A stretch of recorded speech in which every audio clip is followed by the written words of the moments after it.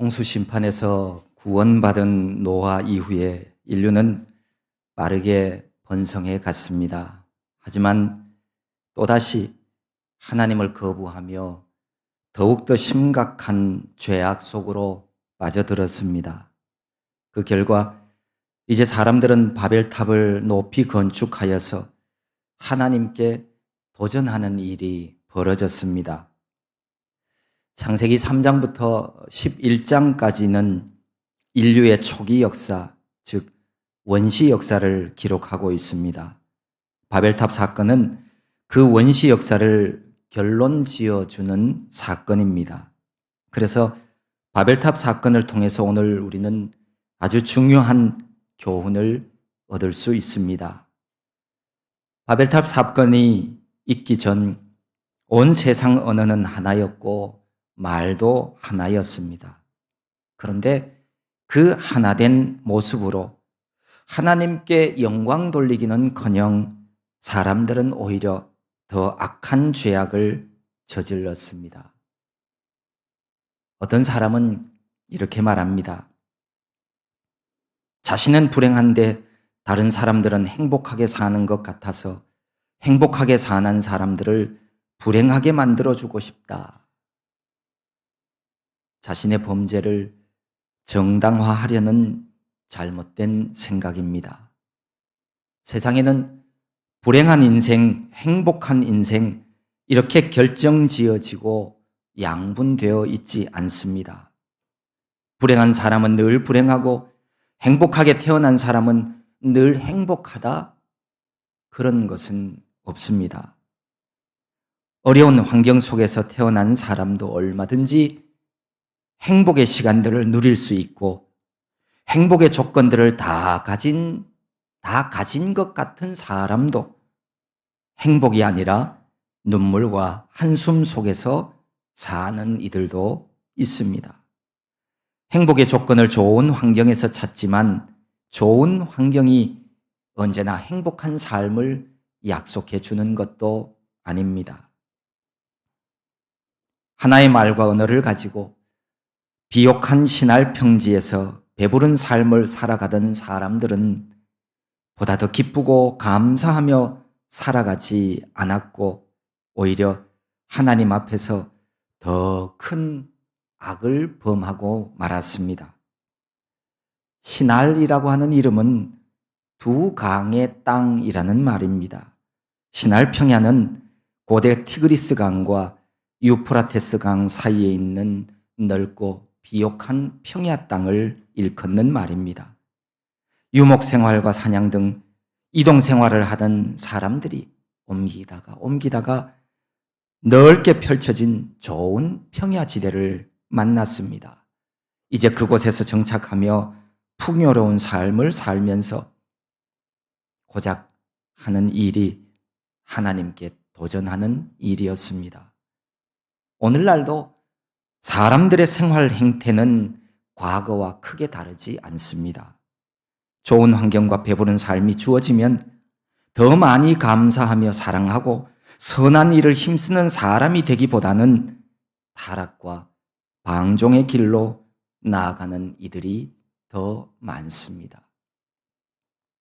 하나님이 주신 물질과 시간 가지고 그것 주신 이가 하나님이심을 알고 더 많이 감사하는 생활이 아니라 그것 때문에 하나님 앞에 예배하지 않고 그것 때문에 놀기에 바빠서 하나님으로부터 멀어지는 경우가 훨씬 더 많다는 겁니다. 어렵고 힘든 날 하나님 앞에 나와 울며 불며 도와달라고 부르짖어서 하나님께로부터 응답받고 주님 은혜 입으면 더 많이 충성하고 더 많이 감사해야 하지만 그렇게 하지 못합니다. 다시 일어나고 회복하게 된 것이 마치 자신의 지혜요, 자신의 능력인 양 여전히 하나님을 외면합니다. 적어도 우리는, 성도는 우리에게 일용할 양식을 주시고 죄와 심판의 자리에서 구원해 주신 하나님의 은혜를 잊지 않고 살아가는 하나님의 백성 되어야 합니다. 3절에 보면 사람들이 서로 이렇게 말합니다. 벽돌을 만들어 견고히 굽자. 진흙벽돌을 구워 돌을 대신하고 역청으로 진흙을 대신했다는 말입니다. 이제 인류가 어떤 인공물을 만들어낼 수 있게 되었다는 뜻입니다. 인류 문명이 극도로 발달하였다는 것을 알려주는 증거입니다. 흙을 단순하게 햇빛에 말리는 정도가 아니라 가마를 이용하여서 벽돌을 구워내는 방법을 개발하게 되었습니다. 인류 문명이 크나큰 발전을 이룬 것이 틀림없습니다. 왜냐하면 불에 구운 벽돌은 자연석보다 더 내화성이 뛰어나기 때문입니다. 역청으로 진흙을 대신했다는 말은 벽돌과 벽돌을 견고하게 접착시키는 데에 진흙이나 회반죽 대신에 역청을 사용했다는 뜻입니다. 역청이란 바벨론이나 사해 부근의 지하 분수지에서 기름처럼 끓어오르는 것을 말합니다.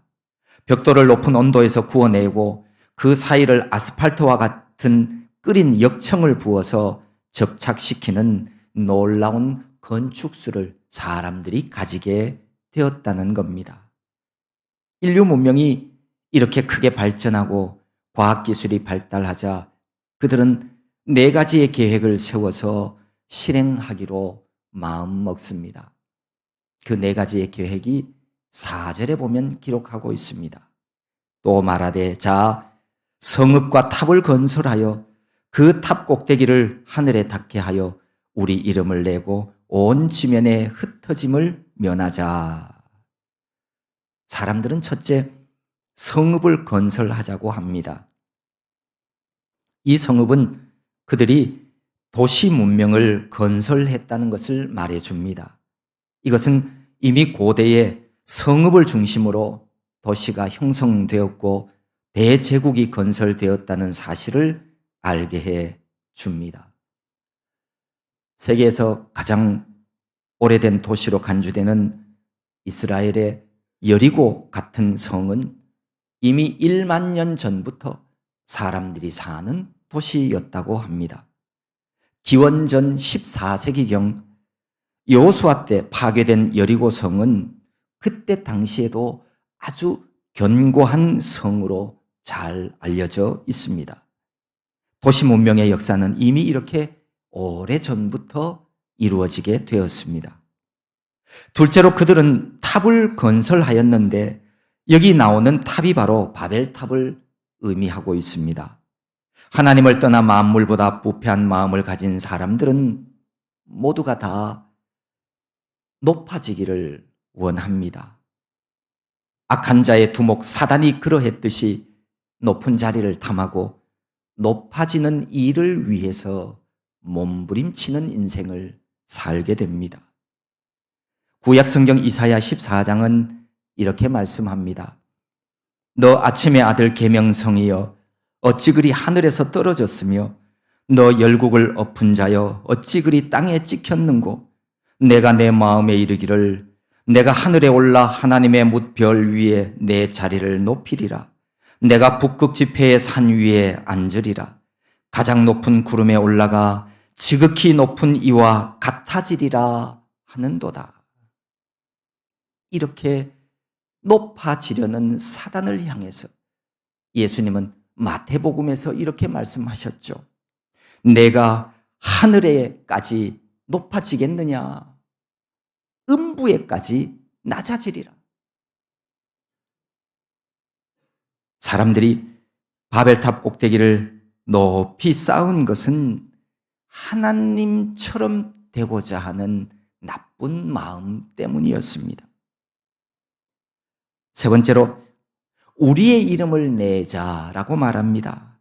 이것은 스스로 이름을 짓자라는 교만한 표현입니다. 직역하면 우리 스스로를 위하여 이름을 새기고라는 말입니다. 이것은 바벨탑을 건축한 1차적인 동기가 무신론적인 인본주의와 허망한 인간의 명예욕이었음을 보여주고 있습니다. 다시 말해서 하나님 없는 인간 중심의 세상을 꿈꾸는 인간의 명예욕 때문이었습니다. 유대인 철학자 필로에 의하면 그 당시 사람들은 각자 벽돌에다가 자신들의 이름을 실제로 새겨 놓았다고 합니다. 그러나 그 이름들 하나도 남지 않았어요. 스스로 이름 내기를 원했던 사람들의 이름은 다 사라졌지만 이름도 빛도 없이 주님을 위해 살았던 이들의 이름은 하늘나라 생명책에 또박또박 다 기록되어 있습니다. 예나 지금이나 자신의 이름을 남기려고 하는 어리석은 명예욕은 하나님이 주신 한 번의 삶을 더럽히고 우리의 인생을 정말 추하게 만들고 맙니다. 사람은 죽어서 이름을 남긴다고요. 이것은 하나님의 뜻이 아닙니다. 넷째로 온 지면에 흩어짐을 면하자라고 말합니다. 이것은 하나님의 창조 질서에 위배되는 악한 모습입니다. 이것은 바벨탑 건축의 두 번째 동기입니다. 가인의 후예들이 가인이 받은 땅에서의 유리방황하는 저주를 인간적인 수단으로 극복해 보려고 하는 교만과 무지로 볼 수 있습니다.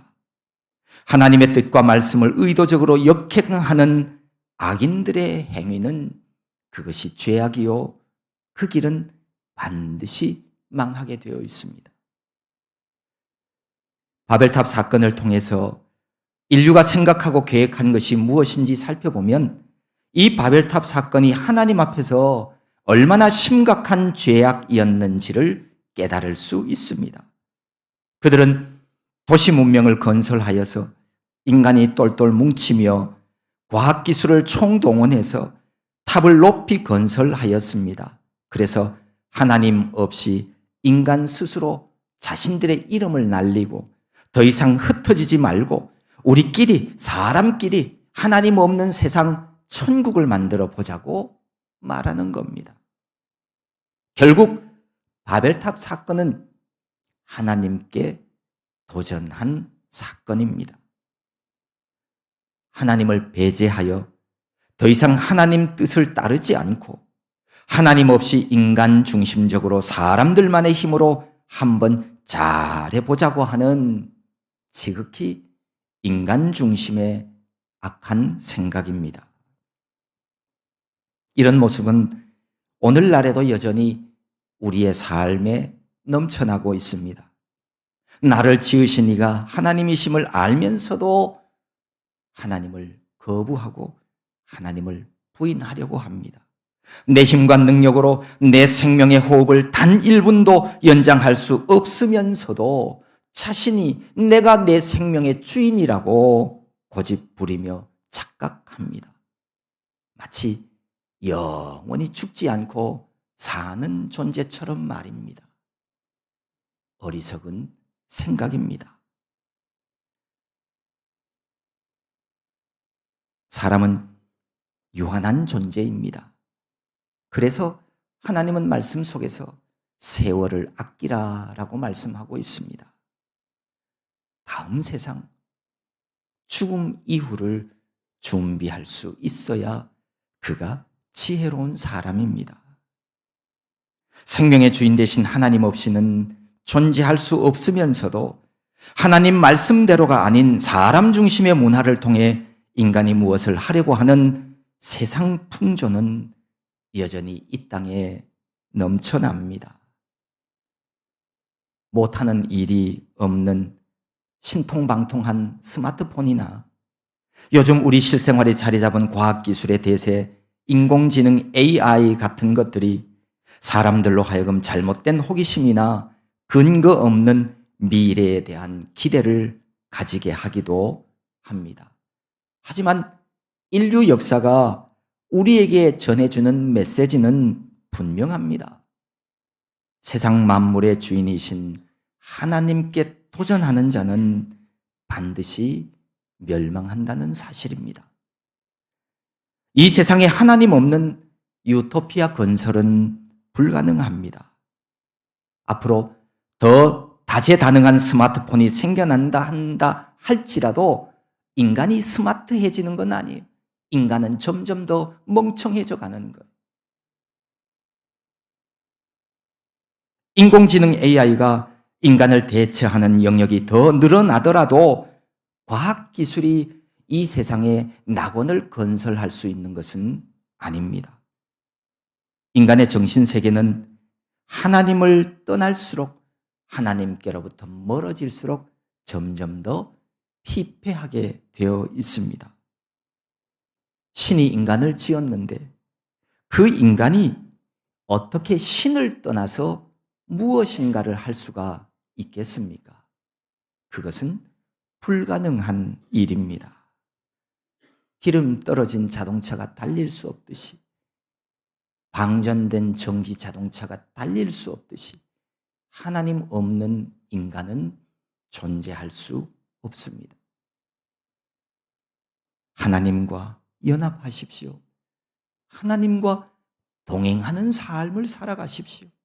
하나님이 나와 함께 하실 때 인생은 복되고 풍성하고 아름다운 삶을 살아낼 수 있습니다. 이렇게 악한 길로만 나아가는 인간의 모습을 보시면서 하나님은 그들을 심판하실 수밖에 없었습니다. 하나님은 그들의 언어를 혼잡케 하셔서 그들을 온 지면에 흩어버리셨습니다. 탑 꼭대기를 하늘에 닿게 하여 우리 이름을 내고 온 지면에 흩어짐을 면하자 하였던 사람들을 하나님은 그들을 온 지면에 흩어버리셨습니다. 누가 흩어버렸다고요? 하나님께서. 사람들이 흩어지지 않으려고 한다고 해서 그게 그렇게 되는 게 아니에요. 하나님 뜻이 중요합니다. 내가 힘쓰고 애쓴다고 되는 것이 아니라고 하는 사실을 아는 사람이 정말 지혜로운 사람이에요. 하나님의 뜻이 중요합니다. 하나님께서 그들을 흩어버리셨다는 말씀에는 두 가지의 의미가 있습니다. 하나는 바벨탑 쌓는 일을 중지시켰다는 의미입니다. 하나님 보시기에 더 이상 하나님의 뜻을 거역하는 모습을 내버려 두시지 않으시고 악한 일을 하지 못하도록 징계하셨습니다. 하나님의 일하심은 분명합니다. 악한 일은 하나님께서 중지시킵니다. 아무리 내가 판단하기에 될 듯 해도 이게 하나님의 뜻이 아니라고 생각되면 그만두십시오. 그게 진짜 지혜로운 사람이에요. 지금도 유프라테스 강 기슭에 가면 고대 바벨론 유적으로 바벨탑 유적으로 추정되는 흔적이 남아 있습니다. 유프라테스 강 동쪽 기슭에는 탑의 구조와 형태는 알아볼 수 없지만 기초만 있는 터가 있고요. 유프라테스 강 서쪽 기슭에는 역청과 벽돌로 된 구조물이 아직도 7층 높이로 남아 있다고 합니다. 또 하나의 의미는 단순한 징계만의 목적에 있지 않고 신실하신 하나님이심을 보여주는 것이었습니다. 하나님이 그들을 온 지면에 흩은 것. 그 의미가요. 처음부터 하나님의 뜻은 인류가 번성하여서 땅에 널리 퍼지고 충만하게 되는 것이 하나님의 뜻이었습니다. 창세기 1장에서 우리가 보았지만 하나님께서 최초의 인류 아담과 하와에게 복을 주시며 이렇게 명하셨습니다. 생육하고 번성하여 땅에 충만하라, 땅을 정복하라. 그리고 창세기 9장에 보면 세상을 물로 심판하신 이후에 노아와 그 아들들에게 하나님께서 똑같이 복을 주시면서 이렇게 명령하셨습니다. 생육하고 번성하여 땅에 충만하라. 인간이 땅에 충만하게 되는 것은 하나님께서 미리 계획하시고 명령하신 하나님이 주시는 복입니다. 따라서 사람들이 하나님을 배반하는 악한 행위에도 불구하고 말씀을 통해 주신 복을 하나님 자신이 강권적으로 성취해 가신다는 것을 우리에게 보여주는 모습입니다. 하나님은 인간의 반역에도 불구하고 자신의 뜻과 계획을 역사 속에서 성취해 나가시는 능치 못함이 없으신 하나님이십니다. 참으로 성실하시고 신실하신 분이십니다. 우리가 그분 약속을 복음으로 받아들이고 굳게 믿을 수 있는 근거가 바로 여기에 있습니다. 이스라엘의 지존자는 거짓이나 변개함이 없으시니 그는 사람이 아니심으로 결코 변개하지 않으심이니이다. 하나님의 약속은 변하지 않습니다. 우리의 종아리를 쳐서라도, 우리의 행위를 고쳐서라도 하나님은 우리에게, 나에게 약속하신 복을 반드시 주시는 분이십니다.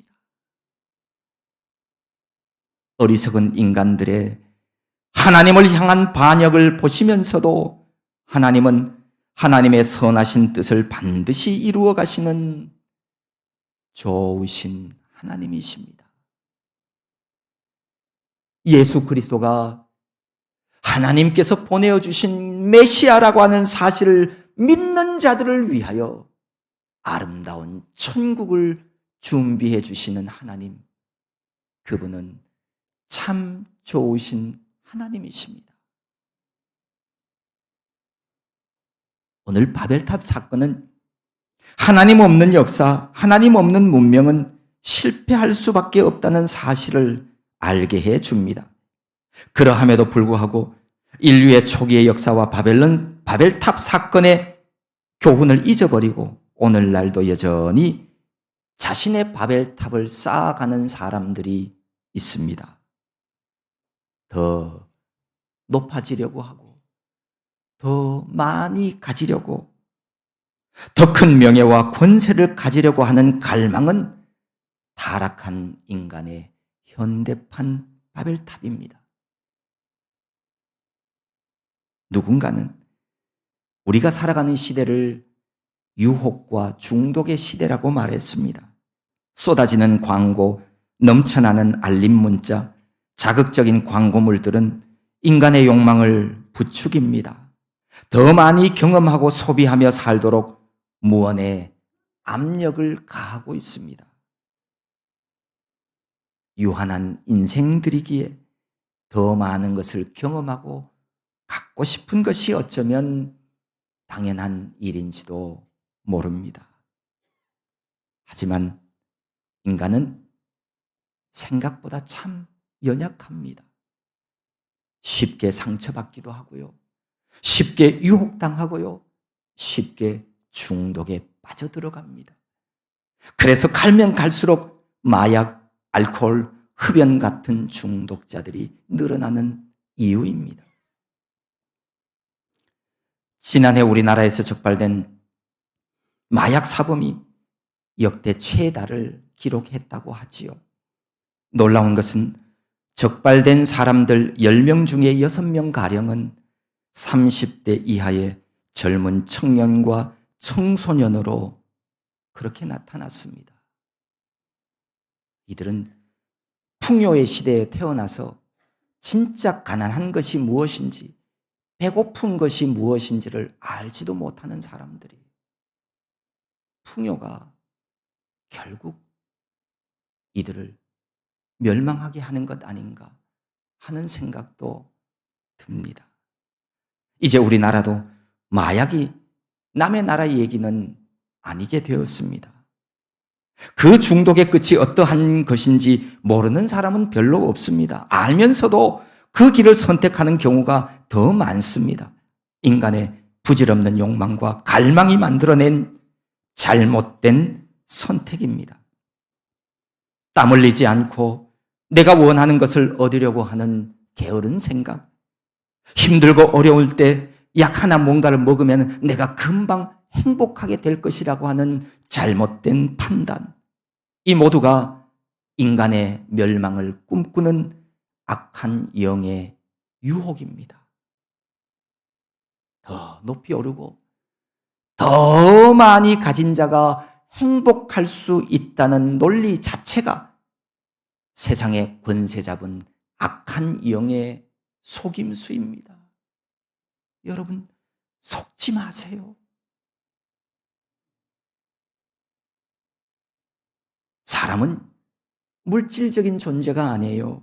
그래서 아무리 많은 물질을 가져도, 세상의 절반을 가지고 온 세상을 다 가져도 인간은 행복할 수 없어요. 그게 사람이에요. 더 높이, 더 많이라고 하는 갈망은 인간이 결코 이룰 수 없는 바벨탑과 같습니다. 지금 내게 있는 것으로, 오늘 하나님이 내게 주신 것으로 만족하지 않고 감사하지 못하는 사람은 더 많은 것이 있어도 감사할 수 없습니다. 만족과 감사의 열매를 얻을 수 없는 독배와 같은 것, 그게 바벨탑이에요. 덴마크 심리학자 스벤 브링크만은 절제의 기술이라고 하는 책에서 이런 말을 합니다. 남들보다 더 적은 시간에 더 많이 이루려 하기보다 한 가지 일을 오랫동안 천천히 하면서 더 적게 성취하는 쪽이 좋은 삶을 사는 길입니다.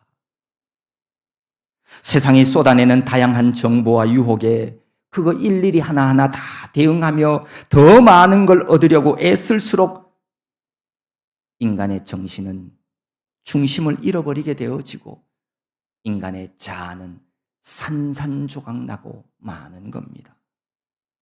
그러면서 현대인들에게 이렇게 권고합니다. 늘 바쁘고 분주하다고 잘 사는 건 아닙니다.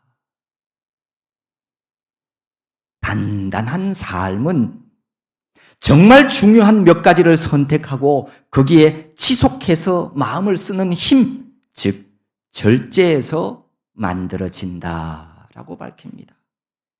그러면서 절제를 이렇게 설명합니다. 절제는 바람직한 욕구는 기꺼이 좇고 그릇된 일을 힘써 피하도록 자신을 단련할 때 생겨나는 힘이다. 절제는 단순히 욕망을 참는 게 아니라 마음을 지켜서 더 나은 삶을 사는데 온전히 헌신하는 일이다. 심리학자의 말처럼 절제는 정신적으로 충만하고 풍요로운 삶, 지속해서 번영하는 삶을 사는데 꼭 필요한 것입니다. 하지만 절제할 줄 아는 사람은 삶을 추구하되 적절히 멈출 줄도 아는 사람이라고 하는 사실도 알아야 합니다. 아시죠? 절제는 성령의 9가지 열매 중에 하나입니다. 성령 충만하십시오. 성령 안에서 살아가십시오.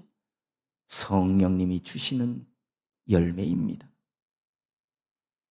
이제 우리 모두는 타락한 본성이 부추기는 높이에 대한 갈망에서 오는 바벨탑 쌓는 일을 멈추어야 합니다. 더 높이, 더 많이가 아니라 이제는 우리의 눈을 돌려 하나님을 바라볼 수 있어야 합니다. 하나님께로 돌아가야 합니다. 히브리서 10장은 이렇게 말씀합니다. 우리가 마음의 뿌림을 받아 악한 양심으로부터 벗어나고 몸은 맑은 물로 씻음을 받았으니 참 마음과 온전한 믿음으로 하나님께 나아가자. 우리 주님의 보혈로 죄악의 옷을 벗어버리고 의로운 자로 거듭난 성도는 정결한 마음과 온전한 믿음으로 하나님께 나아가는 삶을 살게 되어 있습니다. 세상 자랑, 내 자랑 다 내려놓으십시오. 하나님과 교제하며 올람 곧 옛적 길을 걸어가십시오. 하나님이 옛적에 알려주신 길, 그 말씀의 길이 하나님이 바라시는 선한 길입니다. 그 길이 인생으로 하여금 평강을 누리게 하는 복된 삶이라는 사실을 믿으며 하나님이 우리에게 선물로 주신 하루하루 승리하며 살아가는 저와 여러분 모두가 될 수 있기를 소망합니다. 하나님 아버지 고맙고 감사합니다. 우리를 하나님의 자녀로 삼아주셔서 감사하고 감사합니다. 하나님, 바벨탑을 쌓는 어리석은 삶을 멈추고 하나님의 뜻을 찾고 하나님을 향하여 하나님과 연합된 삶을 살아가는 하늘의 사람들 다 되게 하여 주시옵소서. 예수님의 이름으로 기도하옵나이다. 아멘.